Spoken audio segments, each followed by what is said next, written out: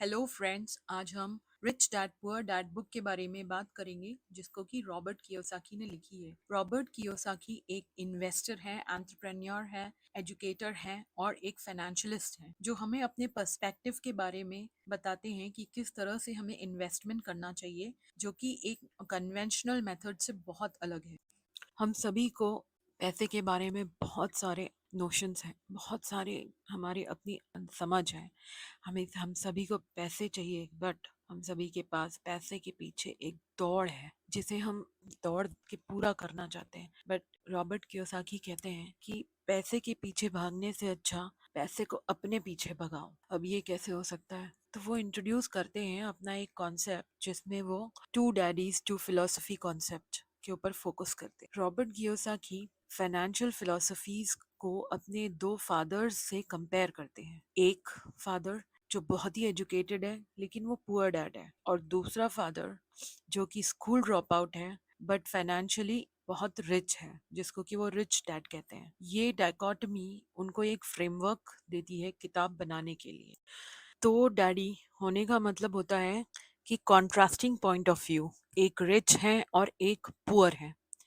तो अगला कॉन्सेप्ट जो वो डिस्कस करते हैं उसको बोलते हैं थिंकिंग वर्सेस एक्सेप्टेंस। इसका मतलब द ऑथर इस बात के ऊपर एम्फेसाइज करते हैं कि क्रिटिकल थिंकिंग, ना कि अंधों की तरह सोचना और पुराने हमारे जो तरीके हैं उन पैसे के बारे में उसके बाद उस तरह से चलना, ये दो अलग चीजें हैं। ये दो ऑपोजिट व्यू पॉइंट्स हैं जो कि वो कंपेयर करना चाहते हैं, जिसे वो एनालाइज करते हैं एंड अल्टीमेटली हम अपना एक खुद का रास्ता चुनते हैं। ऑथर ये कहते हैं कि सिंपली किसी चीज को एक्सेप्ट करना या रिजेक्ट करना एक अलग चीज है, लेकिन वो ये चाहते हैं कि हम बहुत ज्यादा सोचें उस बारे में और फिर उनको कंपेयर करें और फिर हम खुद उसको चूज करें उसमें से। ये उन्होंने खुद किया है अपनी दो फिलोसफीज जो उन्होंने हाईलाइट करी हैं, रिच डैड की और पुअर डैड की। दूसरा कॉन्सेप्ट वो कहते हैं कि वी शुड हैव, हम सबके पास में पावर ऑफ क्वेश्चंस होना चाहिए। इसका मतलब होता है कि हमें हर वक्त हर चीज को क्वेश्चन करना चाहिए। उनके जो रिच डैड हैं वो इस चीज को एनकरेज करते हैं, जैसे कि वो कहते हैं कि मैं इसको कैसे अफोर्ड कर सकता हूँ, ना कि ये कहने के बजाय कि मैं इसको अफोर्ड नहीं कर सकता। तो इस चीज से ऑथर कहते हैं कि I am forced to think creatively. मतलब फाइनेंशियल सॉल्यूशंस या फिर पैसे के बारे में ऑथर क्रिएटिवली सोचना सीखते हैं। सो वो कहते हैं कि instead of asking how can I afford, वो ये चाहते हैं एक स्टेटमेंट में क्वेश्चन की तरह उनके उनके दिमाग में वो बात आनी चाहिए। तो अगला कॉन्सेप्ट या अगला एस्पेक्ट जो ऑथर डिस्कस करते हैं वो है कि माइंडसेट आपकी रियलिटी को शेप करता है।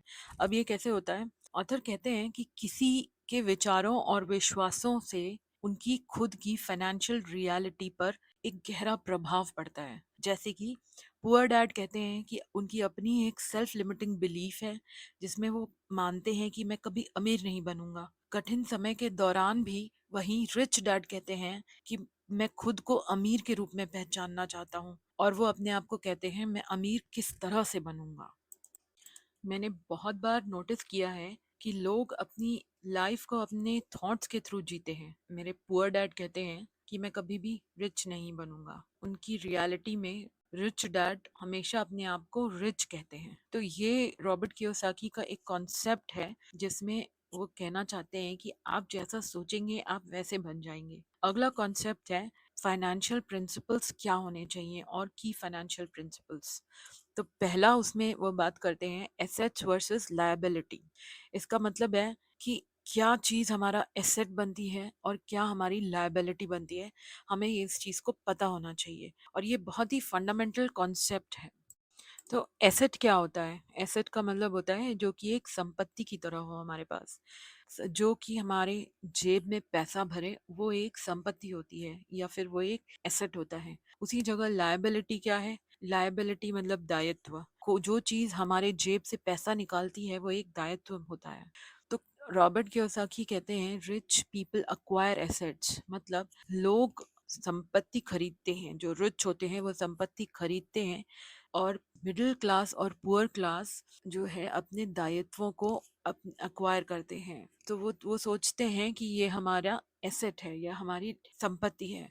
कैश फ्लो, अगला कॉन्सेप्ट है कैश फ्लो। तो ये किताब कैश फ्लो पे फोकस करती है, जिसमें कहते हैं कि पैसा किस तरह आपके आना चाहिए। एक आपका इनकम स्टेटमेंट होना चाहिए या बैलेंस शीट जो आपकी होती है, उससे हमें पता चलना चाहिए कि हमारा कैश फ्लो कैसे है।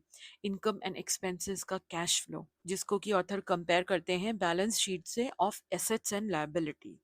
सो इसकी इम्पोर्टेंस क्या है? इसकी इम्पोर्टेंस है कि एक एसेट जो कि पॉजिटिव कैश फ्लो जनरेट करता है, वेरस एक लायबिलिटी जो कि नेगेटिव कैश फ्लो या बोलेंगे कि कैश आउट जनरेट करती है। अब अगला सवाल ये आता है कि हम अपना माइंडसेट कैसे चेंज करें, जबकि हम आम आम जिंदगी में एक रैट रेस में लगे हुए हैं। अब रैट रेस का मतलब ये होता है कि जो लोग हैं वो अपने बिल्स या अपने आप को रोजमर्रा की जिंदगी में चलाने के लिए जो 9 से 5 का काम करते हैं, सुबह निकलते हैं शाम को लौटते हैं, दिन भर लगे रहते हैं एक एसेट एक्वायर करने के लिए या फिर अपने आप को एक रिच बनाने के लिए। जो रैट रेस लगी हुई है, वो रैट रेस नहीं होनी चाहिए। The poor dad's financial statement demonstrates a life stuck in that rat race. इस कहने का मतलब है कि जो पुअर डैड होता है, जो जिनका कॉन्सेप्ट होता है कि मुझे सिर्फ काम करना है, मुझे पैसे कमाने हैं, वो उनके लाइफ का जो फाइनेंशियल स्टेटमेंट है उससे ये पता चलता है कि उनकी जिंदगी रैट रेस में फंस गई है। और उसी जगह जो रिच डैड हैं, उनका जो फाइनेंशियल स्टेटमेंट है उससे हमें ये पता चलता है कि उनकी जो एसेट्स हैं या उनकी जो संपत्ति है वो उनके लिए फाइनेंशियल इंडिपेंडेंस, मतलब फाइनेंशियली आज़ादी उनकी क्रिएट करती है। अब इसको हम किस तरह से समझें, तो उसके लिए हम ये कहेंगे कि माइंड योर ओन बिजनेस एक कॉन्सेप्ट है। इस आइडिया के तहत अपने एसेट्स से भी पैसे कमाओ रादर देन अपनी जॉब के ऊपर रिलाई करने के। So your profession should not be confuse with your business. तो बिजनेस और प्रोफेशन दो अलग चीजें हैं और इनमें हमें क्लैरिटी रखनी चाहिए। जो रिच होते हैं वो अपने एसेट्स के कॉलम पे फोकस करते हैं, मतलब उनकी संपत्ति उनके लिए क्या कर सकती है वो इस पर फोकस करते हैं। वेर एज बाकी के लोग जो है वो ये अपने इनकम स्टेटमेंट्स पे फोकस करते हैं, मतलब मैंने आज कितना कमाया वो इस पे फोकस।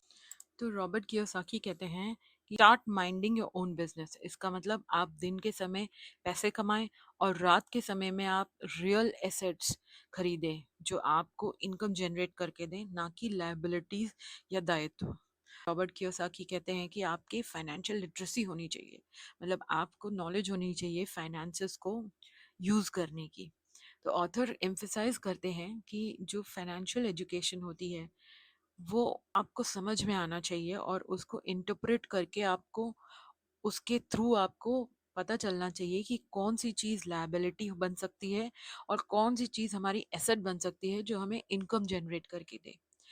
एसेट कुछ जनरेट नहीं कर सकते, तो you can't tell an asset from a hole in the ground. इसका मतलब अगर आपकी एसेट्स आपको कुछ जनरेट नहीं कर सकते तो वो एक गड्ढे के समान है जिसमें से हमें कुछ नहीं मिलता है, सिर्फ सिर्फ जिसमें हम सिर्फ भरते हैं। उसी जगह फाइनेंशियल इंडिपेंडेंस का मतलब ये होता है कि जो अल्टीमेट गोल होना चाहिए आपका, कि पैसा आपके लिए काम करे ना कि आप पैसे के लिए काम करें। जो पुअर और मिडिल क्लास की मेंटालिटी होती है वो होती है काम पैसे के लिए हम काम करें ताकि हमें पैसा मिले। वेरस जो रिच लोगों की मेंटालिटी होती है वो होती है पैसा हमारे लिए काम करे। तो आपकी फाइनेंशियल लिटरेसी बढ़ाने के लिए ऑथर आपको इन्वेस्टमेंट और एंटरप्रेन्योरशिप के ऊपर में एक कुछ टिप्स देना चाहते हैं। तो पहली टिप है इन्वेस्टिंग इन रियल एसेट्स, मतलब आप सचमुच के जो एसेट्स हैं, संपत्ति हैं जो आपको पैसा जनरेट करके देते हैं, उसके ऊपर में इन्वेस्टमेंट्स शुरू करें। तो बुक में ये कहा जाता है कि रियल एसेट्स जैसे कि रियल एस्टेट, स्टॉक्स, बॉन्ड्स और इस तरह की चीज़ें जो हमको इनकम जनरेट करके देती हैं वो आपके एसेट्स की वैल्यू बढ़ाती हैं। कहने का मतलब है, ऑथर अपनी भाषा में कहते हैं कि मैं रियल एस्टेट को सिंपली बहुत पसंद करता हूँ अगला टिप जो ऑथर देते हैं वो ये कहते हैं कि क्रिएटिंग वर्सेस बाइंग इन्वेस्टमेंट्स। कहने का मतलब है कि इन्वेस्टमेंट्स क्रिएट करना चाहिए, ना कि हमें उन्हें हर समय खरीदना चाहिए। बिकॉज अगर हम खरीदते हैं तो वो एक लायबिलिटी बन जाता है।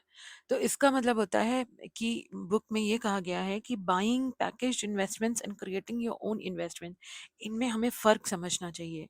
मतलब हम जो इन्वेस्टमेंट्स एक हम हमारे इन्वेस्टमेंट्स के थ्रू हम जो इन्वेस्टमेंट्स क्रिएट करते हैं, फॉर एग्जांपल अगर आपने कोई लैंड लिया है, उस लैंड की अगर आप वैल्यू बढ़ रही है या उस लैंड के थ्रू आप इन्वेस्टमेंट क्रिएट कर रहे हैं, तो वो एक हमारी एसेट होती है। और ना कि हम हर चीज़ खरीदते चले जाएं, वो हमारी लायबिलिटी बन जाएगा फिर। So it is more challenging to yield higher returns when you're creating your own returns, when you're creating your higher when you're creating your own investments। इसका मतलब है कि एक वो ज़्यादा बड़ा चैलेंज है आपको, ना कि आप 9 to 5 रैट रेस में लगे रहते हैं और जो पैसे आपको मिलते हैं उसके बजाय अगर आप अपने इन्वेस्टमेंट्स खुद क्रिएट करते हैं तो वो एक ज़्यादा बड़ा चैलेंज है। तो जो इन्वेस्टमेंट क्रिएट करने की बात आती है, the second type is an investor who creates investment. इसका मतलब ये होता है कि ये ज़रूरी है कि हमें ये पता होना चाहिए कि हम जब A+B एक साथ रखें तो उसमें से हमें बहुत सारा उससे हमें बहुत सारी जीत मिले, और उस जीत से हम अपने इन्वेस्टमेंट्स जो क्रिएट करना चाहते हैं उसकी तरफ एक रास्ता मिले। तो अगली टिप जो ऑथर देना चाहते हैं वो है इम्पोर्टेंस ऑफ अपॉर्चुनिटी रिकॉग्निशन। इसका मतलब है हमें हर एक अपॉर्चुनिटी को पहचानने की समझ होनी चाहिए और हमें उसकी इम्पोर्टेंस पता होनी चाहिए। तो जो ये जो एबिलिटी होती है जिसके तहत हम आइडेंटिफाई करते हैं और फिर उस अपॉर्चुनिटीज को कैपिटलाइज करके पैसे क्रिएट करते हैं, उसको वो एक स्किल होती है। और अगर आप उसे मिस करते हैं तो आप एक वेल्थ बिल्डिंग जो आपका होता है, जो पैसे बनाने की जो चाहत होती है, उससे आप बहुत दूर रह जाएंगे। तो ऑथर अपने शब्दों में कहना चाहते हैं कि great opportunities are not seen in with your eyes, they are seen with your mind। इसका मतलब कि जो अपॉर्चुनिटीज, जो बड़ी अपॉर्चुनिटीज होती हैं, उसको आप अपनी आंखों से ना देखते हुए अपने माइंड से देखें। आप ऐसा सोचें कि मुझे आप बड़ा सोचें कि मुझे ये एक मेरे लिए अपॉर्चुनिटी है और उसको मैं किस तरह से यूज़ करूं। अगली इम्पॉर्टेंट थीम है रेजिंग कैपिटल। मतलब आपको पता होना चाहिए कि आप अपने पैसे में से किस तरह से पैसे जनरेट कर सकते हैं, ना कि वो जो हमारा स्टैंडर्ड तरीका होता है जिसमें हम पैसों को बैंक में डाल देते हैं और हमें उसके ऊपर इंटरेस्ट मिलता है। वो बहुत बेसिक होता है, उससे हमें बहुत कम पैसे मिलते हैं। लेकिन उसी जगह अगर आप अपने पैसों से जो इनकम जनरेट कर पाएं तो वो एक रेजिंग कैपिटल स्किल होती है। एक एवरेज पर्सन जो होता है वो बैंक में जाके अपने पैसे रखता है, और जो दूसरा टाइप का इंसान होता है जो अपनी फाइनेंसेस खुद क्रिएट करता है, जो इन्वेस्टमेंट्स खुद क्रिएट करता है, वो उनको ये पता होना चाहिए that they don't require a bank to raise their finances. मतलब आप अपने इनकम से खुद जनरेट कर सकते हैं। अब ये कैसे होगा? The power of why. आपको क्वेश्चंस पूछना आना चाहिए। तो आपका पहला क्वेश्चन होना चाहिए क्यों, why, which is which helps you in making decision. मतलब जिससे आप अपने डिसीजंस के ऊपर को ले सकते हैं। जब आप हर बार एक सवाल पूछेंगे अपने आप से, तो उस सवाल से आपको मदद मिलेगी उस प्रॉब्लम को समझने की, और उस समझ के तहत आप अपने डिसीजंस ज़्यादा वाइजली ले पाएंगे। आपको फेलियर से डरना नहीं चाहिए। फेलियर एक एक्सपीरियंस की तरह समझना चाहिए, ना कि उसे अवॉइड करें। उसे अवॉइड करेंगे तो आपको सक्सेस नहीं मिलेगी। सक्सेस तभी मिलती है जब आपको एक बार पता चल जाए कि इसमें क्या हमारी प्रॉब्लम्स हैं, क्या हमारे रिस्क हैं। तो बेसिकली रिस्क टेकिंग आपको इनकरेज करता है आपके फाइनेंसेस को समझने के लिए और डीपली, और उससे उससे इन्वेस्टमेंट्स जनरेट करने के लिए। People who avoid failure also avoid success, ये सेइंग है रॉबर्ट कियोसाकी की खुद की। अगला टिप जो ऑथर आपको देते हैं वो है ओवरकमिंग सिनिज्म। इसका मतलब अपना जो डर है किसी चीज़ के बारे में, आपकी नेगेटिव राय से आप बाहर निकलिए। कहने का मतलब है आपके अंदर एक जो जो जो डर होता है, इस डर के तहत आप हर चीज़ को के बारे में नेगेटिवली सोचते हैं, उससे आपको बाहर आना चाहिए। और और वही इम्पोर्टेंट है, जो जो आपको सक्सेस दिलाएगा। जैसे कि हम कहते हैं धरती गिर रही है, आसमान गिर रहा है, गिर रहा है, गिर रहा है, भले ही आसमान कभी ना गिरे, लेकिन वो एक जो आपका डर है, वो डर आपको बार बार ये सोचने पे मजबूर करता है कि धरती गिर रही है। तो अगर आप इस टाइप की नेगेटिव थिंकिंग रखेंगे तो आप कोई भी डिसीजन नहीं ले पाएंगे, आप हर चीज में डरेंगे। लेकिन उसी जगह आपको अपने रिस्क्स को समझना चाहिए। रिस्क और नेगेटिव थिंकिंग ये दो अलग चीजें होती हैं। सो इन दोनों में डिफरेंस को समझना चाहिए और नेगेटिव थिंकिंग को छोड़ना चाहिए। तो अगला एस्पेक्ट जो है वो हम कैसे कर सकते हैं, ये हम कैसे करेंगे जब हमें कोई मेंटोर करेगा। तो ये अगला एस्पेक्ट है, इम्पोर्टेंस ऑफ मेंटोर्स। इसका मतलब हम उनसे सीखें जो एक सक्सेसफुल रास्ते पे ऑलरेडी चल रहे हैं या जो सक्सेसफुल हैं। जैसे कि आप किसी को अपना मेंटोर बनाएं, जैसे बिल गेट्स को आप अपना मेंटोर बनाएं और समझें उन्होंने अपनी लाइफ को किस तरह से आगे बढ़ाया, या किसी ऐसे इंसान को जो आपके नज़रों में सक्सेसफुल है और आप उसको फॉलो करना चाहते हैं। तो ऑथर अपने शब्दों में कहते हैं, I learn from all of them. मतलब मैंने इस तरीके के सभी लोगों से अपने फाइनेंसेस क्रिएट करना सीखा है। और जो गरीब लोग होते हैं या जो पुअर लोग होते हैं, poor by mentality and not by money, is is what author is referring here. कहते हैं कि आप उन लोगों की मत सुनिए जो डरपोक होते हैं, जो जिनकी नेगेटिव थिंकिंग होती है, उनकी मेंटालिटी गरीबी की होती है। आप उनकी बात ना सुनते हुए आप उनको फॉलो करें, उनको अपने मेंटर्स या आदर्श बनाएं, जिनको आप समझते हैं कि बहुत सक्सेसफुल हैं, जो आपकी नज़रों में बहुत ऊंचाई पर हैं। अगला कॉन्सेप्ट है इस चीज़ में, इन जो इस चीज़ को आगे बढ़ाते हुए अगला कॉन्सेप्ट है इनसाइडर ट्रेनिंग। इसका मतलब है कि आपको पता होना चाहिए कि आपके पास जो इंफॉर्मेशन है वो उसका आप किस तरह से एडवांटेज ले सकते हैं या आप उसको किस तरह से यूज़ कर सकते हैं। ऑफ कोर्स आप उस इंफॉर्मेशन को with in the law use करेंगे। मतलब अगर आपके पास में कुछ इंफॉर्मेशन है और उसको यूज़ करते हुए आपने कोई एंटी लॉ या एंटी सोशल वर्क किया, then it is not advisable. But at the same time if you have something which can benefit you, you should learn how to use it. ना कि हम उसके ऊपर में वाद विवाद क्रिएट करते हैं, अरे इसने ऐसे कर दिया, अरे उसने। अरे आपको वो करना चाहिए जिससे आपका फायदा हो। The reason you do not want to have rich friends or you want to have rich friends is because money is made. It's made on information. कहने का मतलब है जो अमीर लोग होते हैं वो इसी इंफॉर्मेशन को यूज करके अपने पैसे बनाते हैं। अगला इम्पोर्टेंट एस्पेक्ट है कि आपको हर चीज से जल्दी जल्दी सीखना चाहिए, एक ही चीज को पकड़ के नहीं चलना चाहिए। So the concept is power of learning quickly. इसका मतलब है कि आपको एक पर्टिकुलर आपने जो चीज़ सीखी, जो आपने एक समझा, उसको मास्टर करना चाहिए और quickly you have to go into a new one. मतलब अगले कॉन्सेप्ट के ऊपर में फोकस करें।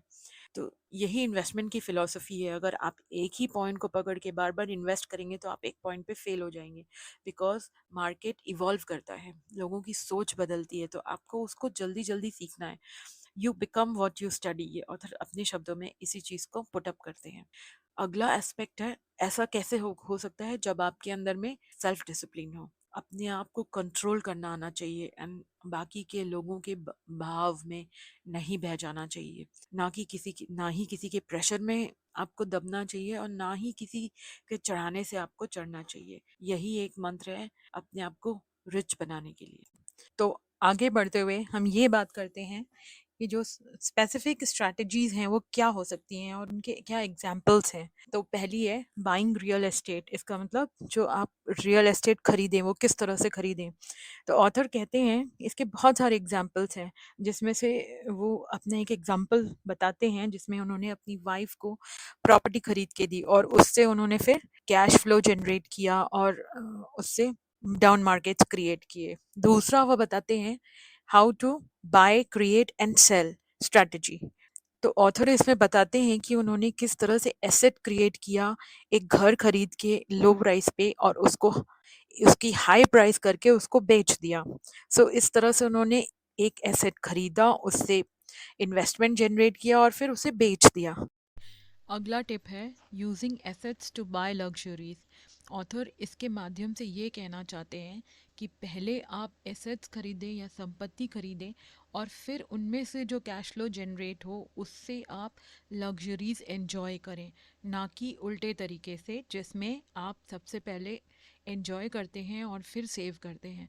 तो ये तरीका ना करके आप अपने एसेट्स की कैश फ्लो से लग्जरीज एंजॉय करें। ऑथर अपने लैंग्वेज में कहते हैं कि अमीर लोग पहले लग्जरीज नहीं खरीदते हैं, वेरएज गरीब और मिडिल क्लास लोग लग्जरीज पहले खरीदते हैं। अगला टिप ऑथर शेयर करते हैं जिसमें वो कहते हैं पेइंग योरसेल्फ फर्स्ट। इसमें वो कहते हैं कि चाहे पैसे आपके पास कम पड़ जाएं लेकिन बचत और निवेश को प्राथमिकता दें, ये बहुत ज़रूरी है। वो कहते हैं मैं खुद को पहले देता हूँ और फिर सरकार को देता हूँ। अगली टिप ऑथर बताते हैं द पावर ऑफ गिविंग। इसके थ्रू ऑथर ये बताना चाहते हैं कि आप अगर अपनी नॉलेज दूसरों के साथ शेयर करेंगे तो दूसरों की 4 बातें और आपसे जुड़ जाएंगी और आपको जितना पता है उससे कहीं ज़्यादा आपको पता चल जाएगा। तो इसमें वो कहना चाहते हैं कि आप अपने फाइनेंशियल स्टेबिलिटी बना सकते हैं अगर आप अपनी नॉलेज शेयर करें। ऑथर अपने शब्दों में कहते हैं teach and you shall receive, मतलब दूसरों को सिखाइए और खुद ज़्यादा रिसीव करिए। इसी के साथ हम दूसरे सेक्शन में पहुंचते हैं जहां पे ऑथर कैश फ्लो क्वाड्रेंट और एंटरप्रेन्योरशिप की बात करते हैं। ऑथर के अनुसार, रॉबर्ट कियोसाकी के अनुसार 4 क्वाड्रेंट्स होते हैं।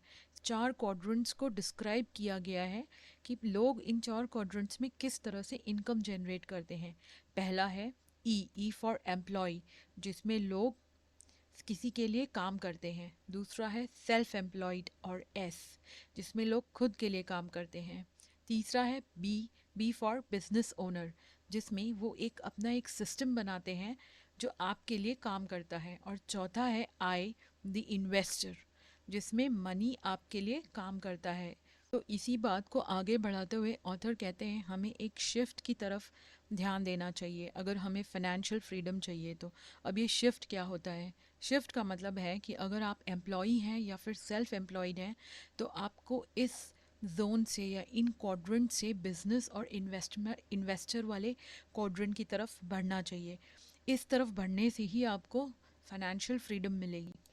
और लास्ट में ऑथर बात करते हैं इमोशनल एंड स्पिरिचुअल ट्रांजिशन की। बुक में बताया गया है कि जब आप इन क्वाड्रेंट से, जो कि employee, self employed, business owner और इन्वेस्टर, इनमें जब आप एक क्वाड्रेंट से दूसरे क्वाड्रेंट में जाते हैं तो आपको सपोर्ट की ज़रूरत होती है, जो कि माइंड और बॉडी दोनों से हमको चाहिए होता है।